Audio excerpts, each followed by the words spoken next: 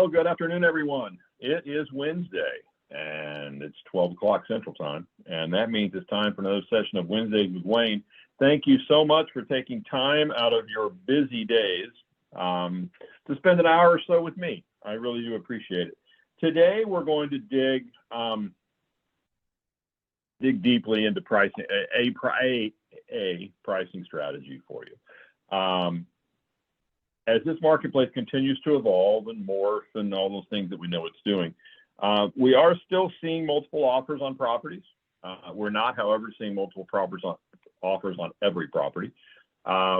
We are starting to see a bit longer market times, not on everything, but I think that it's time for us to really dig in and sharpen up our tool set a little bit on not only listing presentations in general, as we've covered before, and we will cycle through and cover again, but today I want to talk to you specifically about a pricing strategy and about some of the dynamics of it. I'm going to try to really slow it down. I'm going to invite your questions at any point today through any of this, okay? Obviously, we'll have a Q&A at the end like we always do, but I want to lay out a pricing strategy that I know works in the field. By the way, everything that I show you today, obviously, as always, we will send to you. And if there's some sheets in here, some Excel spreadsheets and things like that for you to use. But I want to show you a theory on pricing, an explanation to a seller. I've always had the theory that if a seller really understood how a marketplace really worked, i.e. how a buyer works their way through the marketplace, they would price their properties correctly and properly. The challenge we have is sellers don't really understand how this works. And that is on you, on us in the field to explain not only the process, but why we're suggesting some of the things that we're suggesting. So we're going to talk pricing strategy. Again, at any point, if you have a question, please stop me. Happy to dig in and talk about it. So let's get going. But before we get started, I wanted to lay out just a couple of facts to you about being a real estate agent, right? Just some things I want you to consider. Here's the first one. There is no bigger leverage in real estate sales than having listings. If you want a great life as a real estate agent, become a heavy listing agent, right? If you want to be able to control your time, you want to be home with your family, you want all of those things that as you were sitting in real estate school, whether it was last week, last month, last year, or, in my case, 30 years ago, all of those things that you thought that you were going to get out of this career, quite honestly, a lot of them pivot on whether you're a strong listing agent or not.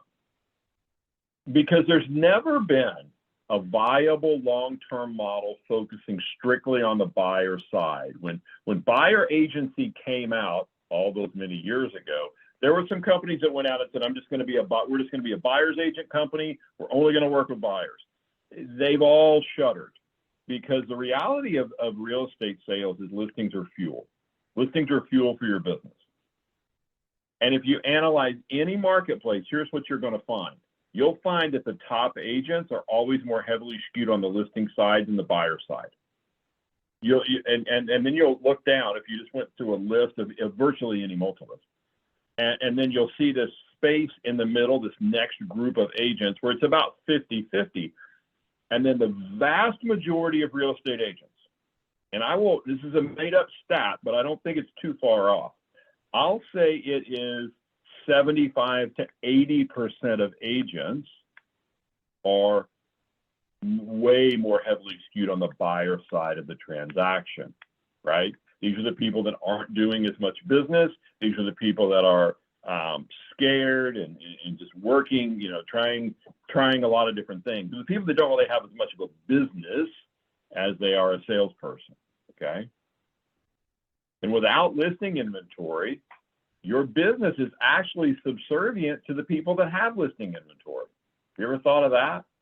It's like if all you work is the buyer side of the transaction and you don't become a strong listing agent, then you have to wait for the listing agents to bring something to the marketplace that you could sell your buyer. And we've talked leverage points over the last few sessions and things like that. But I don't ever, just personally, I don't ever want my business to be subservient to anyone else's. And if you don't want that either, we've got to really get to the listing side of the equation. Now, having said that, most agents are held back from becoming a great listing agent because of two reasons. Number one, not having a real sound understanding of the marketplace, meaning how the marketplace actually works, because it works by rule and by law, which I'll explain to you in a second. And secondarily, and probably the most important thing, they're not real confident on their pricing strategy. Okay, we've got to be confident, and I'm going to lay out my take on pricing today. You may or may not agree with it. All I'm going to tell you is, however you price property, you have to believe in it 100%, and you have to be able to explain it to me as a seller from every possible angle. Why do you look at the world the way that you do? When you have that, all of a sudden your confidence goes up, right? And when our confidence goes up, what happens? Well, we take more action. And when we take more action, what happens? Oh, well, we do more business. And I would contend, and this is probably going to make some of you not look at me in a great light, but I'm just going to tell you my thoughts. While it's easy, I believe price per square foot is the worst pricing strategy ever created. Now, I have a lot of reasons for that, okay? Number one, it's the predominant pricing strategy in real estate, and I think we got to get down to why is that. And that's because it's easy to teach people. It's just mathematics. But when you really look in the field, I would contend that a seller, depending on, or a buyer, contending on a floor plan, couldn't tell you within 100 square feet how big a house is. I would contend that price per square foot becomes irrelevant once you open the front door and you look at the finishes of a house. And those are the emotional appeal that make people buy one house over the other. So it's really hard to dig in and end up at a price per square foot analogy. It's easy to teach people. That's why you see a lot of the what I will call the big box brokerages teaching price per square foot as a pricing strategy. But it's not the way a marketplace works. I will also tell you this, becoming a great listing agent doesn't just happen. It's not like, well, after I do this for 15 years, I'll be a good listing agent. Nah, there's people who've been doing this for 30 years that have never gotten to the listing side of the equation, because becoming a great listing agent is a decision. It's a decision that you make. You can make that decision anytime you want to. You just have to make the decision. And then you have to go in and start exploring. Now, I speak to this for this very simple reason. That was a decision that I made. I made that decision at 27 years old. I got my real estate license at 23 years old. At 27 years old, I was exiting the industry because I just did not understand how this worked. I was 24/7 realtor, working really hard, although not really working that hard in retrospect, right? But I was really busy, but I just didn't have any listings. And I really I had some rules that I decided I was going to lay out for myself. And one of those rules was I wasn't going to work weekends anymore. And I realized that if you're not going to work weekends, you better figure out how to list houses. So I made a decision to become a listing agent. If you're challenged with the hours that you're working, if you're challenged with having to stop what you're doing all the time because somebody wants to go look at houses, or if you're challenged with the time frame that buyers take and whatever, please understand that you don't evolve into becoming a listing agent. You make that decision, and here's the leap that I will make. I hope that by being here today, you're ready to make that decision. Because I will tell you, your life changes as a real estate agent. We talk a lot with people about what I call the rolling 10, okay? So the rolling 10 simply says you need to go get 10 listings. And you need to always carry at least 10 listings. Now, I know what you're thinking. You're like, Wayne, you're not out there. You don't understand what the marketplace is. Now, I'm not in the field, but I understand the marketplace. And I understand everything that's going on. And quite honestly, sometimes I feel like I see farther down the road than a lot of people do. Guys, there are still properties being sold. There are still transactions that are happening every single day in the United States. The question is, are you putting yourself in a situation where you're able to capitalize on the business that's going on. Look, I know there's not as many deals going on as there were. Doesn't mean there's not deals going on. Doesn't mean that there aren't sellers today who are going to list their houses. The question is, are you getting in the queue? Or the bigger question is, if you get in there and they interview you, are you the person they hire? Virtually every time. Well, if you come at it exactly the same way as everyone else, then it's strictly a commission amount, right? I mean, it's strictly how little are you going to charge? If I interview 5 real estate agents and they all give me a price per square foot strategy, to me, it's a commodity at that point. There's no real differentiation. So I want to lay out something to you today that hopefully will help you differentiate yourself in the marketplace. So here's some market issues that I think sellers just have to understand, okay? So here's number one. Most people will only sell 3 to 5 homes in their life, statistically. And on average now, that happens every 13 to 15 years. That's actually an old number. That's from 2018, that the average consumer was living in their home for 13 and a half years. I have seen some new data that says with the refi boom that has happened, they're projecting that perhaps people will start living in their home about 19 years.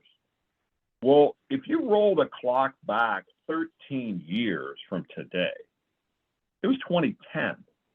And I think we would all acknowledge this marketplace is completely different than 2010. But if you rolled it back 13 years prior to that, or let's take the 19-year number. If you rolled it back another few years, you were back in, what would that be, like 2003, 4. My gosh, look at how the business has changed since then. Look at how our strategies have had to change since then. And this is the piece of the puzzle that I want you to understand that sellers do not understand. They do not understand how a marketplace works. And while the market may be different every time a seller sells, what drives the marketplace doesn't change. What makes a buyer buy one house over another doesn't change. Those are what I would refer to, or have referred to, do refer to as the immutable laws of real estate. If sellers understood how it works, they position their property properly in the marketplace for a successful sale, or they would just decide they didn't want to play. And I believe it is your responsibility to explain the drivers of the market to the seller and to educate them to make a great decision. And that great decision may be to sell their property. And that great decision may be to stay where they are. That great decision may be to turn it into a rental. But this is, when we go into these presentations, when we start talking about value, this is 100% about the seller and the needs of the seller. We have to adopt that mentality. So here's the first thing that sellers must understand. Buyers start the process very pragmatically, and then they purchase the house that they purchase based on an emotional appeal. Sellers start out very emotionally, this is my home, and they become pragmatic over time if they have a long market time, and then they're like, let's get rid of it, okay? But buyers start out looking at houses in a geographic area with a baseline of physical features. Sellers start out, I'm going to sell my home. I'm going to sell my home that was the best house I could find when I purchased. Now it's my home. And I think we need to acknowledge that piece of this puzzle moving forward, that the buyers and sellers come at this from two very different standpoints. Number two, as I said, buyers draw a baseline of physical features and they will not go below it. What this means is that if I have a physical need for a 4-bedroom house, I will not go back and buy a 3-bedroom house. I will buy from the 4-bedroom inventory that is out there. If there is no 4-bedroom inventory, I now must make a decision as a buyer. Am I going to compromise on the location of my property? Or am I then going to back up and decide I don't have to have those 4 bedrooms anymore, but the geographic location is more important to me than the number of bedrooms? So buying a house in a normalized market is a system of making compromises, okay? So buyers draw a baseline of physical features and they won't go below it. Where this plays out is in the methodology by which you run your CMA. I'll show you that in a little bit. Time is not a seller's friend. This is a big concept that sellers must understand, and we must introduce this concept. Y'all deal with brand new inventory, not old.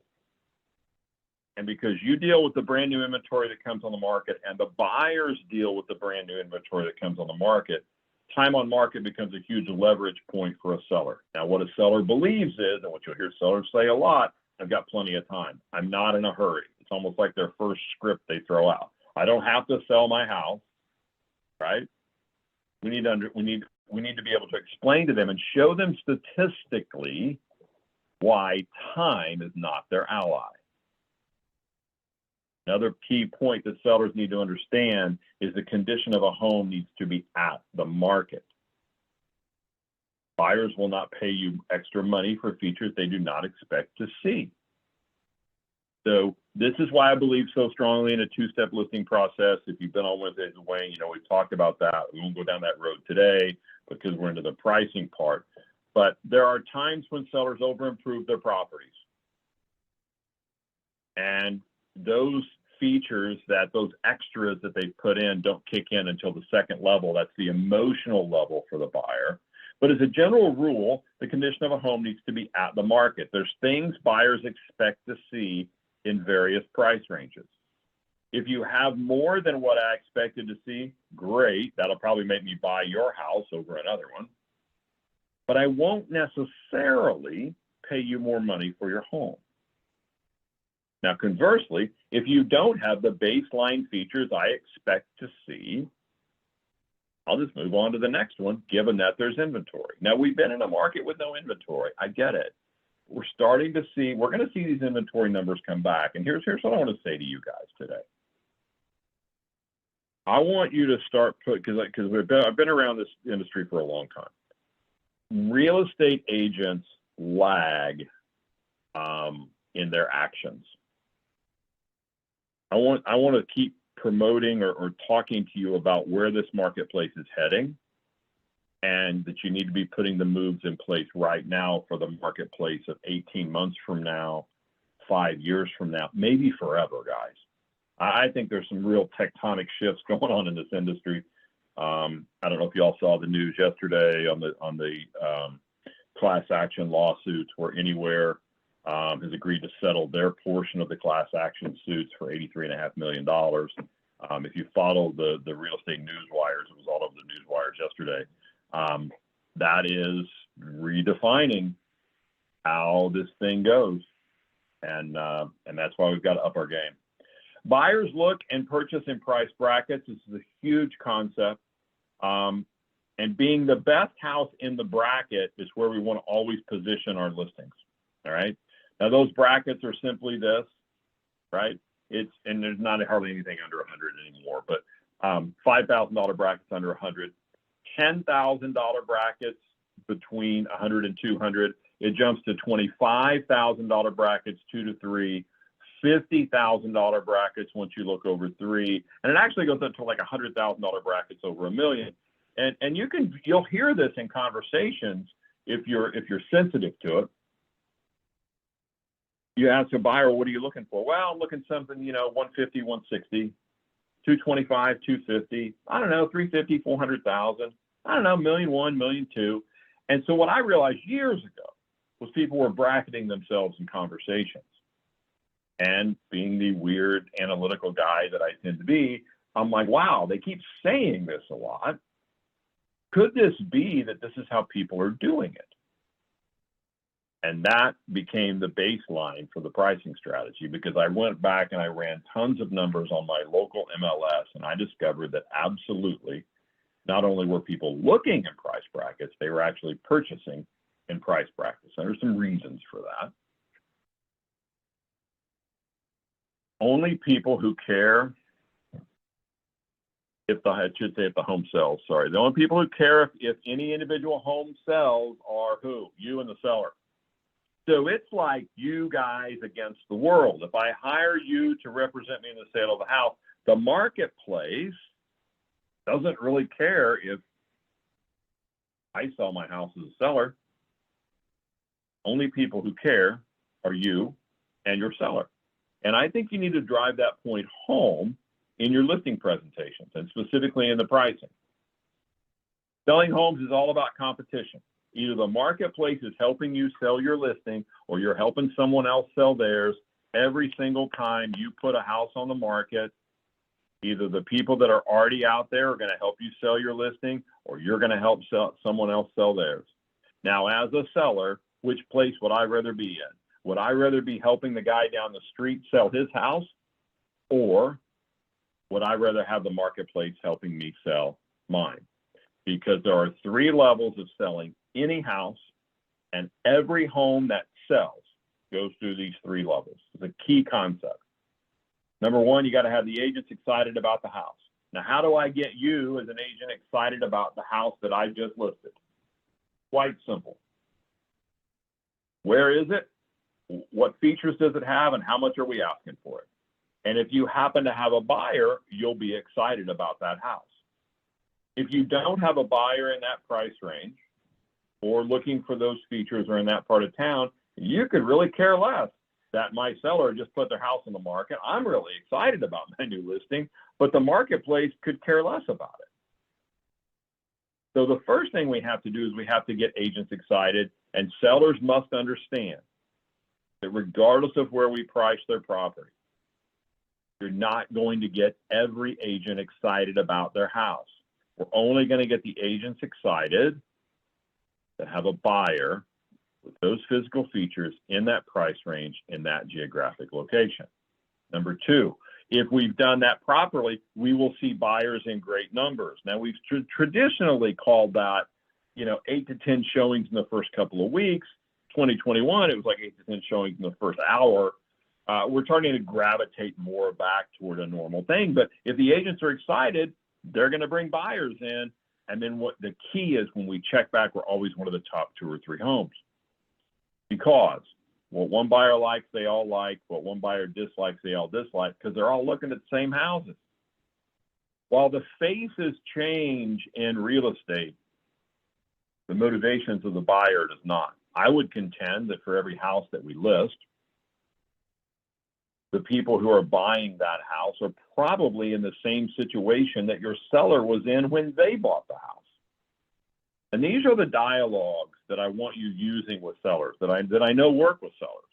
It's like, look, the person that buys your house is probably going to be at the same phase of life that you were in when you bought this house. So while the faces change, the motivations of buyers don't. But what we're always trying to do is make sure that we're always, with every single buyer, we're one of the top 3.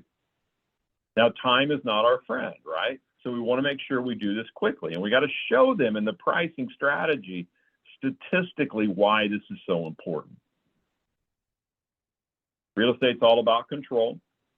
Somebody always has more control than the other. It's never a level playing field. And if I choose to hire you to represent me in the sale of my home, what is your job? Your job is to have strategies to put me in control. And one of your major strategies for me as an agent is what? Is your pricing strategy. Now, here's how sellers gain control of a transaction. They have 5 ways of getting in control. Time on market is a control lever for a seller. The smaller the number of days on market is, the more a seller has control. We know this. We don't see bidding wars 90 days into the marketing time, do we? We see bidding wars in the very beginning. Sellers can gain control of the process by the price of their property, i.e. making sure we're getting in front of the right buyers, by how easy a house is to get into, by the condition of the house, again, that being at the market, and then by the terms that a seller might offer. Now, that's been totally off the table for the last few years. But with rates where they are, terms can sometimes come back into play. Now, a buyer only has 2 control levers. That's time on the market and the condition of the house. Price is not a control lever for a buyer. Let me say that again. Price is not a control level for a buyer. You don't have buyers going in and saying, coming in way underneath because they can afford the price that you're asking. That's why they're looking at it. The question is, are we one of the best ones? That's an explanation that you really need to get down, right? We're not going to have people come in and make us low offers. I would contend that once a buyer gets into a price bracket of how much they're going to spend, they really don't differentiate among the houses in that bracket based on price. In other words, I've never had a buyer say, well, honey, you know, this one's $249,900 and the other one is only $242,000. I think we ought to buy the house that's $242,000. By the way, when you're doing price reductions, if you're a listing agent, you know, this whittling down of prices doesn't do any good. And you got a house listed at $249,900, you're like, ooh, I dropped it to $247,500. Does that really help anything? Does you get a flood of people coming through? No, you have to get it into the next bracket. That's where the whole bracketing strategy starts to kick in. Okay, and I'll show you how you present that to a seller in a second. The truth is, every time you sit down with someone to talk about listing a house, somebody is going to be very passionate about the price of the home. The problem is that most of the time it's the seller, not the real estate agent. I changed my life calling expired listings, guys. So I will just tell you, and it's still in play today. One of the questions I would always ask an expired listing was, how'd you come up with your price? And the number one answer was always, the agent told me they could get that. And I discovered over time, we were the ones overpricing this stuff. And we were overpricing it because A, most agents just want another listing. They understand that at their subconscious, it's a leverage point. And B, they didn't really have a strategy to lay out what the house was really worth. And I've been that agent, right? Where I walked in and said, well, what do you think? Seller says, I think it's worth this. Okay, we'll start there and see what happens. And what that leads to is a very stressful time if you're a listing agent, because now it's not going to sell. Now you have to go back in for the price reduction. And if you weren't good at the listing presentation on getting price nailed down properly, I can promise you are not going to be good at getting price reductions. Because the whole relationship as it relates to value with a seller, the foundations of that relationship were in the listing presentation. And I made a lot of money calling expireds and getting people to price it properly the second time around, because the first agent didn't have the pricing strategy in place or didn't have the guts to use it, wanted to do. So just remember a couple of more things. The seller only has to defend their price with emotion, nothing else. And you have to be prepared to defend the actual true price logically and from every possible angle. So even though the slides say this, I want to make a point. This is not the seller's price versus your price. That's a bad narrative. We have to have a process, a pricing strategy that says, this is the price today in the marketplace. This is the price at where your home will be the best one. This is the price at which all the houses that are out there right now are going to help us sell this house. This is where we need to price this to help you maintain control, and that is my job. Okay? That is my job. And whenever a seller says, well, I've got to have X, you have to grasp the skill set. We talk a lot about it of going 3 deep. Why is that price important to you? Not telling a seller they can't get it. Just like, why that number? How did you come up with that number? And what you'll start to hear is it's not logical. It's just an emotional thing. Well, that's what I think it's worth. Or I had an appraisal on it 7 years ago. Or that's how much money I need to go buy my next house.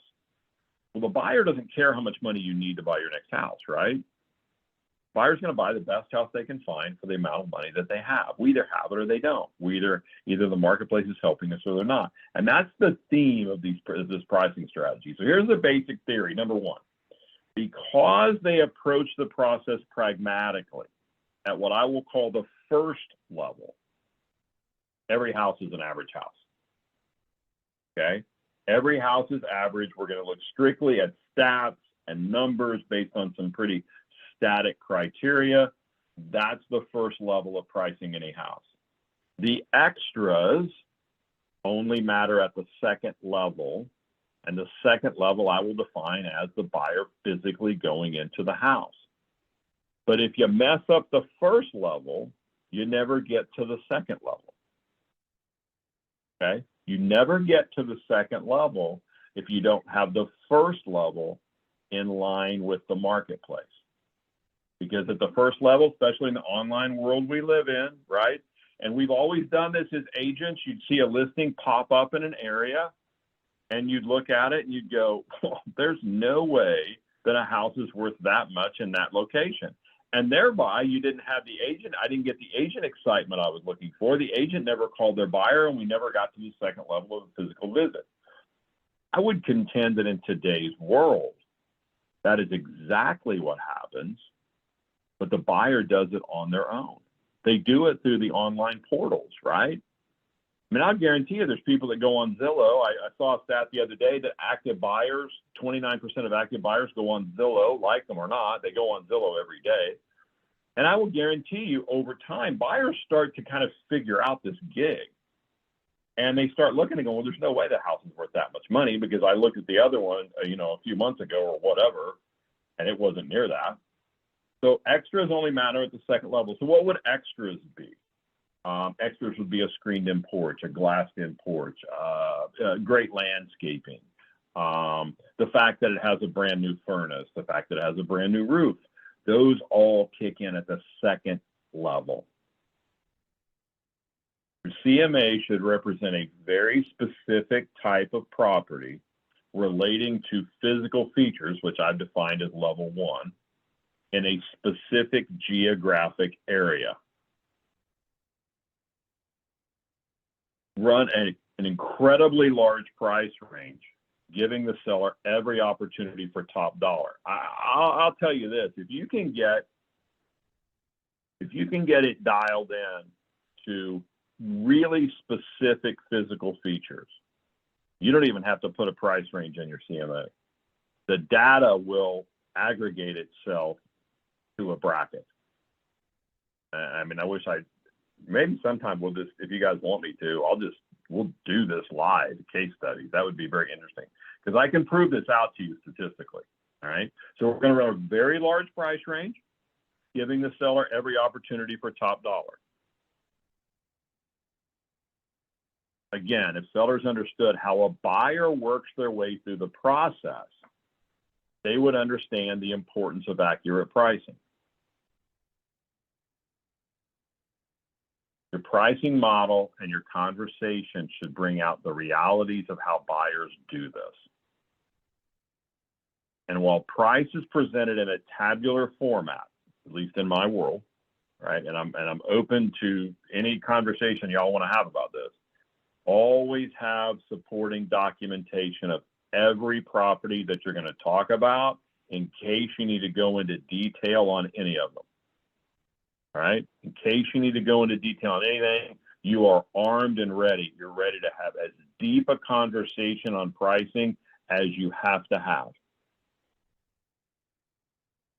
So key numbers and correlations that I think you have to pull out of a market analysis every single solitary time. Number 1, listing price to sales price ratio and percentage. That's a huge thing, and here's why it's such a big deal. Is because you'll hear sellers still to this day say, well, I can always come down, but I can't go up. I got to build room in to negotiate, right? I'm looking for an offer. When we look statistically at this stuff, what you find is there's very little negotiation that goes on in a real estate sale in any market. Even in 2008, 9, and 10, the properties that actually sold, there was very little negotiation that went on. I would contend there's no such thing as a bad house. There's just bad prices. There's a point where I can sell anything if we put the right price on it. You can sell a sinkhole if you price it right, because the guy next door to it would like to have it for a bigger yard. I mean, that's kind of an extreme example, right? The other correlation is the average days on market. I'm going to show you exactly how this plays out, guys. But the average days on market for properties just like theirs, based on your criteria, is massive. numbers of bedrooms, baths, and whatever your specific criteria is going to be of comparable homes. You've got to show them this. And I'm showing you a very simple format, at least to get you started on this. All right? You've got to show them the houses they're going to be competing against. And then we have to go with averages, the average prices of everything that's sold, everything that they're currently competing against, and just as importantly, those properties that they tried to sell but didn't. That is also a key piece of information here. If there's any disagreements on price, go back over the numbers in the context of the seller's needs from the top 3 issues that you've uncovered. And if you're new to Wednesdays with Wayne, we talk about the big 3 things that have to happen with a seller until you either have an agreement or you decide you're not going to have an agreement with someone. So here's how I would get into this conversation, all right? So let's talk about the value of your home. Anytime we look at the value of a home, there are certain parameters within which people buy homes. There are certain things that people are looking for. The reality is, as I said earlier, they're looking for the same things that you were looking for when you purchased this home. Here's the parameters that I used. Show them exactly how you ran your CMA and be as specific as you possibly can. So here's a sample, okay? But this is probably the broadest brush sample, and optimally, you would go even deeper than this if you could. All right? So I'm going to show you the number of bedrooms that I used in my search, because in this scenario, you have a 3-bedroom house. You have 2 bathrooms. So everything that I'm about to show you has 2 or 2.5 bathrooms. All these houses have 2-car garages, just as you have a 2-car garage. All of the properties I'm about to show you are all brick, just like your home is. They all sit on a residential lot. None of the houses I'm about to show you sit on any type of acreage. According to tax records, your home is 2,278 square feet.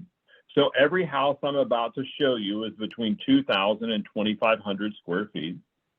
Now I've run this, and I told you earlier you don't really even have to do this, but I've run this in a price range of $200,000 to $300,000.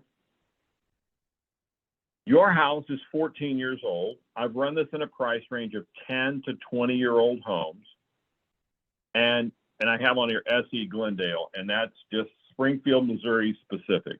What I realized was, and there'll be different drivers for your local markets, okay? But what I realized was in Springfield, because we do not have tract home builders in Springfield, it was all about school systems. And so what I would say is all of these homes are in the southeast part of town, and they're all in Glendale School. And then the question that you must ask a seller is, would you agree that these would be houses like yours, that your house would be in this set of criteria? And this is when a seller will say, yeah, but hang on, Wayne, we've also got a screened-in porch. You know what? You're right. You do, and we're going to talk about that. Or we've got that 6-burner gas range. You know what? You're right. Or we just remodeled and repainted everything. I know, and we're going to talk about that. But at a baseline level, before we get into those extras, those special features that you have, would you agree that at a baseline, because this is how buyers start this, would you agree that you would be in this search? Well, yeah, we would be in that search. Okay. We're going to absolutely talk about the value of the extras that you've done, and I would just leave it there. Let's talk about the price. If you're going to go down this road with me, I will tell you this is exactly the order in which you present things, because they play off of each other. Number one, I'm going to show you everything that has been a successful sale. Then I'm going to turn around and I'm going to show you everything that is currently under contract, although we don't know what it actually sold for, but we could make an assumption based on the numbers of the houses that actually did sell. I'm going to show you all the properties that were expired, withdrawn, canceled. Those are the homes that tried to sell and didn't. They were in the market, or they were on the market, but not in the market. Then I'm going to show you what we're competing against, and then we're going to summarize everything. So after you present the summary page, you have to be quiet. Just simply present your price. I've listened to people doing listing presentations before. So many times I would hear an agent say, so we need to price your house at X. And then it doesn't even get out of their mouth what they say, but if that's not what you're thinking, we might be able to pad that a little bit and add a little more. Do not do that. You're the professional. You tell them what you believe their house is worth. And then let them reply to that. Oops, I don't want it showed up like that. So here's a couple of things that I want to lay out. This is the tabular format that I would suggest that you explore and maybe start using. There's some key information on here. So we have over here in the first column, well, obviously the address. Then we have the original price that these people were asking. Then we have the asking price when the property actually went under contract. And in some cases, for instance, number one and number 5 both did a price reduction, right, before they went under contract. But 5 of the 7 didn't have to do a reduction. Then here is the selling price. And what I want you to do, what I want you to make sure that you do, is do these in ascending order from lowest to highest. Give people some serious context here. This is the percentage of list price to sales price. Calculate that percentage down to 10. This column is days on market. How long does it take to sell a house like yours? This is the date, disregard the 2020, okay? But put in there whenever they closed. Numbers of bedrooms, baths, and garages. Houses, quote unquote, just like yours. So if I'm presenting this to you, I would say, well, here's where we have. We have 7 houses like yours that have sold. On the low end, the lowest price home was $223. The highest price was $242. Again, I ran this in a price range of $220 to $250. You'll notice over here that there's very little negotiation that actually goes on when we sell a house. In fact, on average, properties brought 99% of the listed price. We had one property here that actually brought over listed price. And the thing that is really interesting is, look, it was on the market for 1 day and they sold it for more than listed price. In today's environment, you're going to see a lot of these types of numbers, right? Here's a house that took 124 days to sell. Now, they actually ended up selling it for what they were asking, but look over here, they had to do a $10,000 price reduction in order to get it sold. And there's always a correlation between how small this number is and how close together these two numbers are going to be right here. But on average, it takes an average of 46 days to sell a home like yours, and properties bring really, really close to the listed price. Now, again, guys, this is all in the context of that first conversation you had with people, which we'll go back, we'll go back in upcoming Wednesday, Wayne, we'll do the whole listing presentation piece again. But this is just one side of the puzzle. So this is what people have been willing to pay, but that's not everything yet. 7 houses have sold and closed. Okay. So again, we want to focus in on the selling price, the percentages, and the days on market. Make sure you list them from high to low on the final sales price in ascending order. I'm sorry, it should be from low to high. I mistyped that. Focus on a very small amount of negotiation between final listing and sales price. Be sure to show the correlation of days on market and point out the highest and lowest number. Now we also have to look at properties that went that are under contract. Now we don't know what they sold for just yet, but there are, in addition to the 7 that have closed, there's 3 more that are under contract. And you'll notice that the original price and asking price are pretty well in line. These people did a $5,000 price reduction that got them into the next bracket. Oh, by the way, look, it was 80 days on market for that one. This one went under contract in 6 days and 4 days. The average is 30 days of what's out there right now. So we have a very vibrant market. We've had 10 properties like yours that have sold within the stated time frame. But this is, again, not the whole puzzle, so let's continue on, right? Reinforce days on market as it relates to the solds. The message we're delivering is what to expect on days on market. So the average of the close was 46 days, but the average of what's currently under contract is only 30 days. Now go to the properties that didn't sell.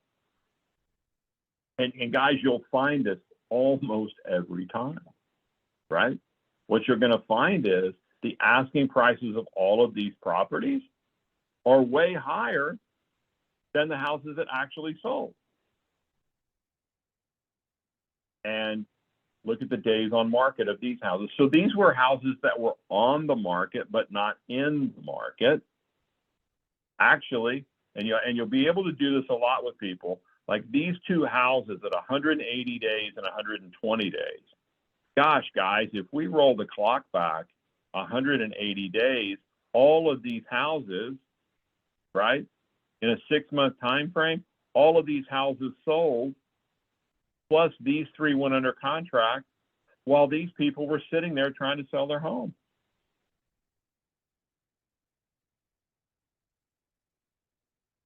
So these were on the market, not in the market. Talk about the asking price of the home versus the asking price of homes that sold and are under contract. Again, on the low end, it was 223. On the high end, they ended up selling for 242. When these people put them out there in the 250s and the 260s and the 270s, right? What happens? They don't get their houses sold. And the average days on market of those was 130 days when it's only taking 46 days to sell a house like yours. And the ones that are under contract are 30 days. And all of a sudden, when you're willing to hang in here and do this with people, they start to get a snapshot of it. Now we have to look at when we put your home on the market, right? As of today, there's 5 houses on the market. There's 5 houses for buyers to choose from in that same criteria level, all right? Here's the original price, and you'll see we've already seen a price reduction here on this house on Main. We've already seen a price reduction on the house on Glen. Oh, by the way, notice, and also on the house on Holland, notice those are the ones with what? The highest days on market. So those sellers have already lost control now. Again, my job is to help put you in control of this transaction. Here's the asking prices right now. And you'll see that these two right here, this one now is in the game because we know that, and I would go back to the page of the solds. The highest anybody paid was 242. So these people are all in the game, right? Although it took this person 90 days to get there. And then I want you to be able to go talk specifically about these houses. There's 5 out there right now. When we put your house on the market, we'll be number 6. But the game that we play is where do we need to be so that we beat all these houses? And if you've really done your due diligence, you will have seen all 5 of these houses, guys. You will have gone out and previewed these houses. I know it's not something that we do anymore. And I know that we have fallen into the same trap as the consumer has. We don't go preview property anymore because we can just look at the pictures online. Well, I would just ask you guys, or in my opinion, to see if you agree with me. Pictures are the greatest thing that ever happened to real estate sales, and they're also the worst thing that ever happened to real estate sales. Because you can look at some houses and then go look at them physically after you see the pictures and like, what a great photographer that was. How in the world does this house look like this online and look like this physically? Remembering that buyers very rarely, it does happen, but very rarely do buyers buy houses sight unseen. I mean, at least you go look at the house, right? And you shoot a video for them or whatever of the actual home.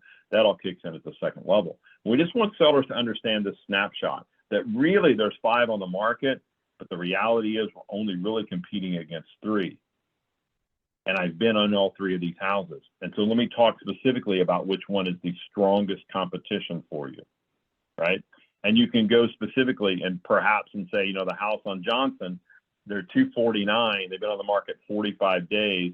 here's the issue with the house on Johnson, very small master bedroom, or very small secondary bedrooms, or problem with the floor plan, something like that, right? If you physically have been in these and you can be their eyes, it helps dramatically. So these are our competition. If a buyer, as I said, if a buyer looks at a home today, they got 5 options. When we list, we'll be number 6. The question is, where do we need to be to make sure we're the best house of the properties in the price bracket? Buyers are always going to buy the best one. We just need to make sure it's us. So you go property by property and tell them how they stack up. Sometimes I would make the offer to a seller, let's just go look. I'll just take you out and show you these houses you're going to be going up against. Be ready to go in depth on any house, and always make sure, guys, that you have all the relevant information about each of these houses at your fingertips. The key to a great pricing strategy is to be willing to hang in there for as long as this conversation takes. And again, the goal is either they list their house or they decide they don't want to participate in the marketplace, because no one is going to outperform the marketplace. You're just not. You're not going to outperform the marketplace. If you do outperform the marketplace, you're going to do it, we would all acknowledge, in a very short amount of time. And these are the gaps that we have to be able to work through and get over with sellers. And it takes you really doing a lot of analysis and some data. This is why I've always said I believe in a 2-step listing presentation, where you've actually seen the house before you go try to run any numbers, and that you build yourself in 24 hours in between the time you visit the house and the time you actually come back and make the presentation, so that as you're aggregating the data, you can figure out where you need to shine the light. I mean, you don't want the first time you saw these numbers to be the first time the seller saw them. You want to look at them and say, okay, here's an analogy I need to bring out. Here's a correlation that I need to draw.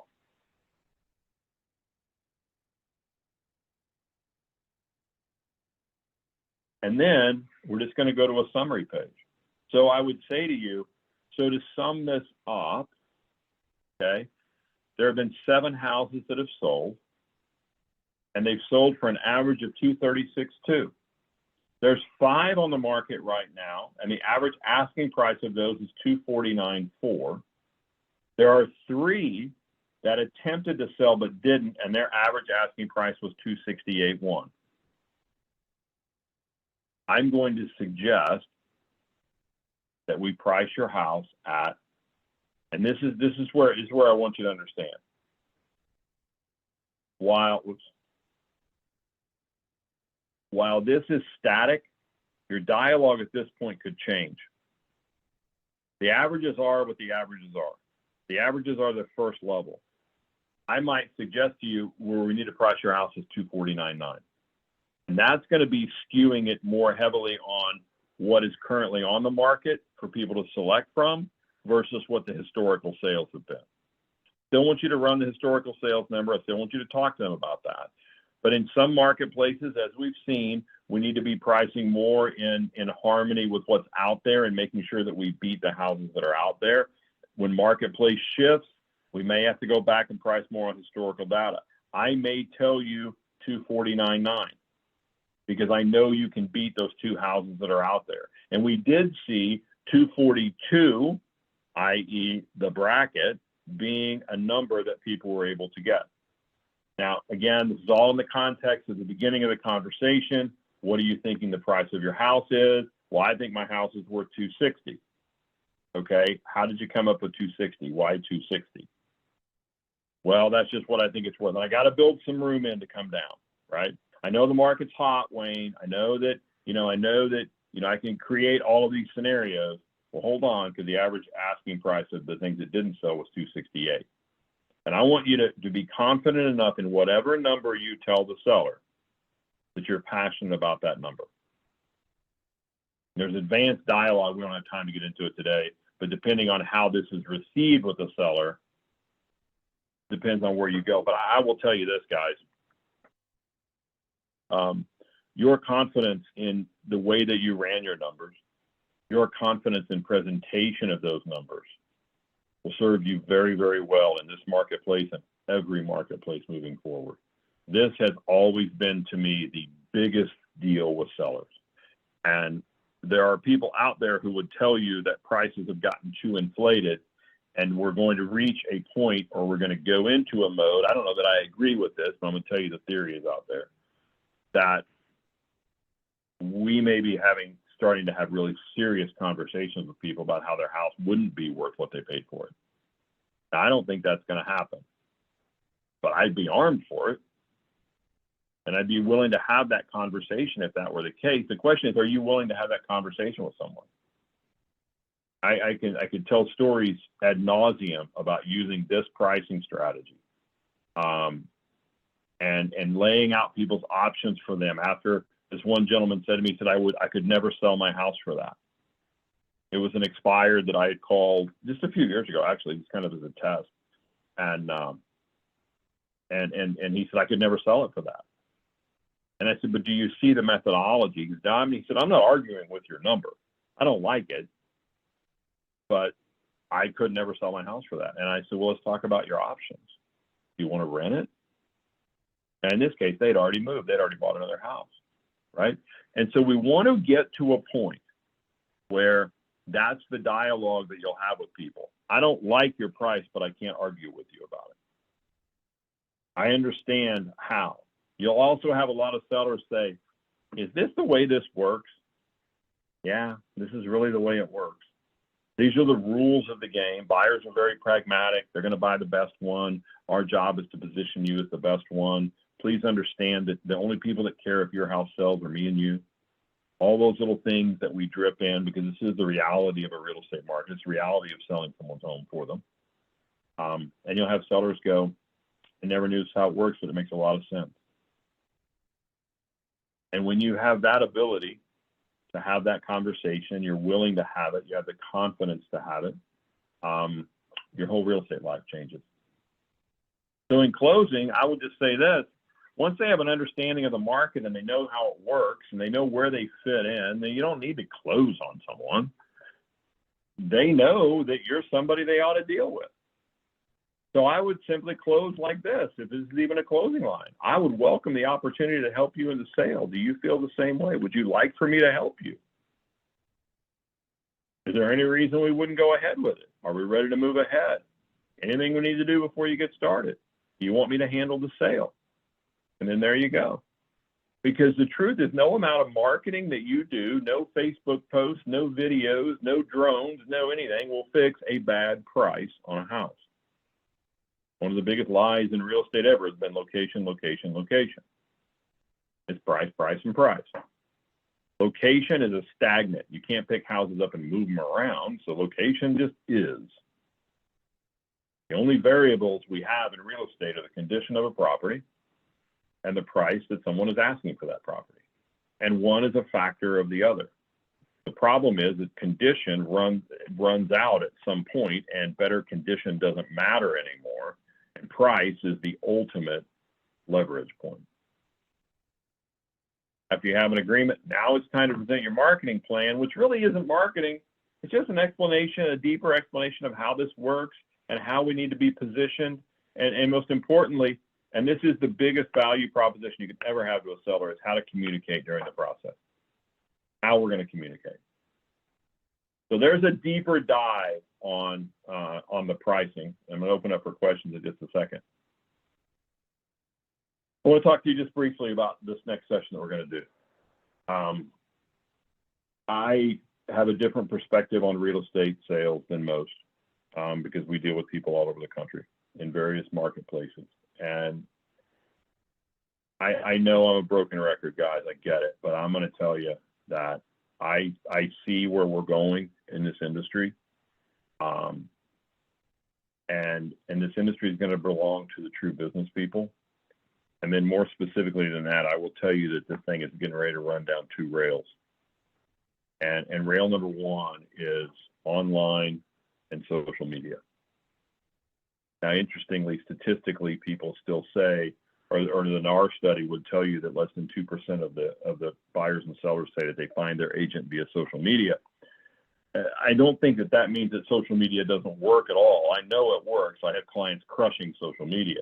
I think what it tells us is people are dabbling in it, and it's not working for most people because they're not really good at it. The one thing that every person watching me today, the one lead that you can always easily convert, the one place that you have more confidence than any other part of your business is with people who know you, like you, and want to deal with you, and their friends that they tell about you. And that's why I call it the line in the sand. Guys, this is crucial moving forward in this industry. I've talked about it. We've talked about it. I travel the countryside, and I talk to agents about this concept. And we touched on it briefly a couple of times ago about leverage points. There is no more important thing you could be doing right now than investing money in your past clients. I know the marketplace is slow. I know cash is probably an issue. But I will tell you, at 27 years old, when I decided to get in, I had this conversation with a client this morning when we were talking about this. The move that I made at 27 years old is this one singular move is the one reason I'm sitting here today at 61 years old talking to you guys. I went to my banker and I borrowed $10,000, 27 years old, because I wanted to make decisions on my business based on business, based on a model, versus making my decisions as a salesperson based on how much money I did or didn't have in my bank account, or I did or didn't have coming in. And I think it's time for us to get back to sound business principles in the real estate industry, to play the long game rather than having the long game be played on us, you as individuals in the field. And that all starts with a massive past client system. So we're going to go down that road again. I'm going to tell you the key things that you need to put in place. It still is shocking to me when I lay out the stats of people that are doing it and the success they're having. I still don't understand why people don't do it, but so far they're not doing it in mass, at least not that I know of. And I think it's the biggest issue in real estate sales. It's fortifying past client systems. All the stats tell you that it is.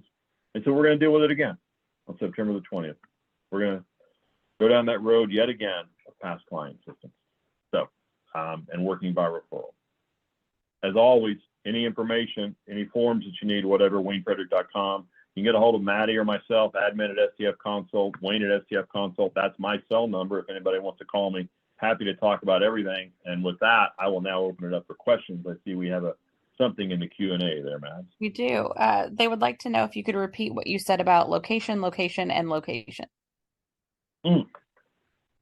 So, you know, people in real estate are always like, oh, location, location, location. Location just is. It's a constant. Because we can't pick houses up and move them. Now, sometimes location brings value to the table in that there are subdivisions or areas that people desperately want to live in, right? The address.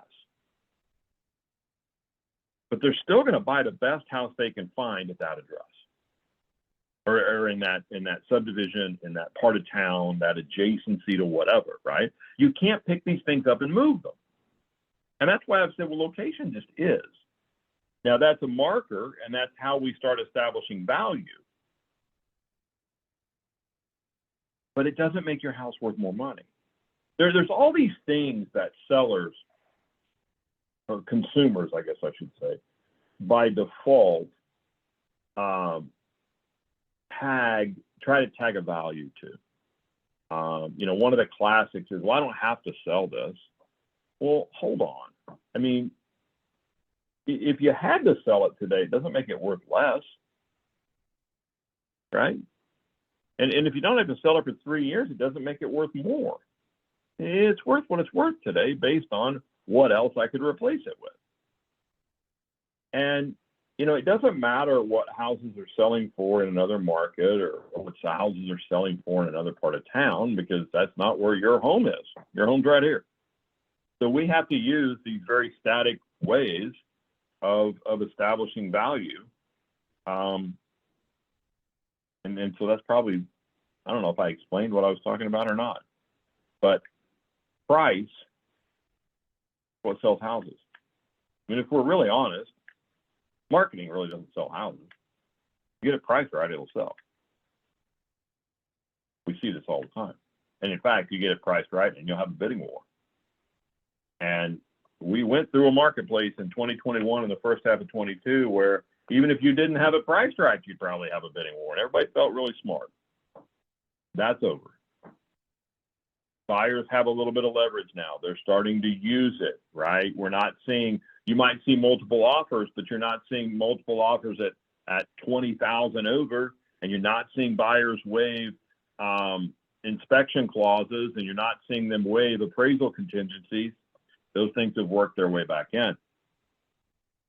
So our job now, your job, whether you're working with a buyer or a seller, is to put your client in a position of leverage. So that's again, that's probably more of an explanation that you wanted on location. Any other questions? Seeing none, guys, I appreciate. Oh, nope, go ahead. You're good. No, I was just going to say, seeing none, we'll close for today.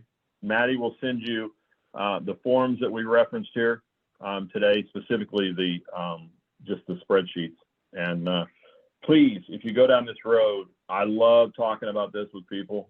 I'm happy to help you any way we can. If you're having trouble running numbers, you need to know what adjustments you might need to make, shoot me an email. I'm happy to reply to you individually. If you don't believe me, test me out, because I'll get back to you and say, I would change this, that, or the other, because there's criteria within which people are going to buy houses. And now we have another question. So it said they had to talk to a seller about a price reduction when they listed at the seller's price instead of at the agent's recommendation. And he said, let me see what Zillow and Redfin says it's worth. Redfin, sorry. Yeah, it's what the seller said. Yeah. So I'm assuming that they're saying that's what the seller said, right? Let me see what Redfin says it's worth. Correct. Let me see what Zillow says it's worth. Yep, they're saying it. So this is where continual feedback to your seller becomes such a massive proposition. Okay. So the deeper questions that I would have to ask is, have we had any showings on the property? And if we haven't had any showings on the property, then the marketplace is talking to us, right? And the question that we have to ask is, are we going to listen? And this is where a biweekly report comes in. This is where feedback from every showing comes in. If we haven't been keeping the seller abreast with the marketplace and the subtle nuances and movements of the market, that's how you're going to get into these types of conversations. That's the reason that sellers can go, well, I'm going to look and see what Zillow says my house is worth. It's because we're not giving them this. I don't want to say you're not doing it. It's a higher level of feedback probably that we could be giving them from individual showings, as well as the movements in the marketplace. Next question. Now we got a whole bunch of questions in the queue. They just commented saying that they think that those sites are the Bible of real estate, that's actually the resource that should be able to be trusted. Says constant communication with the seller. We're under contract now at the price that the agent recommended. Yeah, they're saying that the clients think that those resources are the Bible, that they have the proper recommendation. Yeah, and quite honestly, as an industry, shame on us for ever letting that happen. That's a whole nother conversation for another day. We never should have, on the residential side, the fact that data is free flowing, and we've granted the third parties access to our data is lessening your value proposition, guys. And so we have to get into a mode where we have the ability to interpret information that the seller has, i.e. Zillow, Redfin, whatever, at a higher level than they can. And we've got to sharpen up our tool set, because I continue to say this as far as where this business is headed. The third parties are trying to make this incredibly transactional and get rid of the real estate agents. Now that's a stretch, I realize, but it's not really. That's really their goal. If they could, they'd have everything going online. And so if we can't bring to the table more information as to how a marketplace works, or information that is not online, then you're always going to be battling that. A couple more questions, or maybe So we have comments, I don't know. we have someone here saying that when doing a CMA, they use these sites like Redfin, Zillow, Homes.com. Just to see what you think the seller's mindset might be. I'm not sure. Feel free to add to the chat if you would like to elaborate. Someone also says the owner or president of Zillow used Realtor to sell their home. Yeah.